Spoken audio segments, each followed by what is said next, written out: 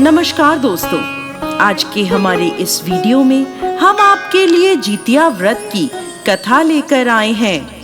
एक समय की बात है, नर्मदा नदी के पास कंचनवटी नाम का एक नगर था। नदी के पश्चिम दिशा में मरुभूमि थी, जिसे बालूहटा कहा जाता था। वहाँ विशाल पाकड़ का एक पेड़ था। उस पेड़ पर चील रहती थी। पेड़ के नीचे एक खोखर था, जिसमें सियारिन रहती थी। चील और सियारिन में गहरी दोस्ती थी। एक बार दोनों ने मिलकर कुछ स्त्रियों को जितिया व्रत करते हुए देखा। तब उन्होंने यह व्रत करने का संकल्प लिया। फिर दोनों ने भगवान ज्योतवाहन की पूजा करने के लिए निर्जला व्रत रखा। व्रत के दिन उस नगर में एक बड़े व्यापारी की मृत्यु हो गई और व्यापारी का दाह संस्कार उसी मरुस्थल पर किया गया। दिन बीतने के बाद जब रात हुई, तब वहाँ मौसम खराब हो गया। बिजली कड़कने लगी और बादल गरजने लगे।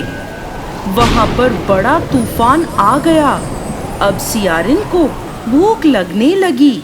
मुर्दा देखकर वो खुद को रोक ना पाई और उसने व्यापारी के शरीर को खा लिया और उसका व्रत टूट गया। पर चील ने संयम रखा और नियम व श्रद्धा से अगले दिन व्रत का पारण किया। फिर अगले जन्म में दोनों सहेलियों ने ब्राह्मण के परिवार में 2 पुत्रियों के रूप में जन्म लिया। चील बड़ी बहन बनी और उसका नाम शीलावती रखा गया। शीलावती की शादी बुद्धिसेन के साथ हुई। सियारिन छोटी बहन के रूप में जन्मी और उसका नाम कपूरावती रखा गया। उसकी शादी नगर के राजा मलाईकेतु से हुई। अब कपूरावती कंचनवटी नगर की रानी बन गई। भगवान ज्योतवाहन के आशीर्वाद से शीलावती के 7 पुत्र हुए, पर कपूरावती के सभी बच्चे जन्म लेते ही मर जाते थे।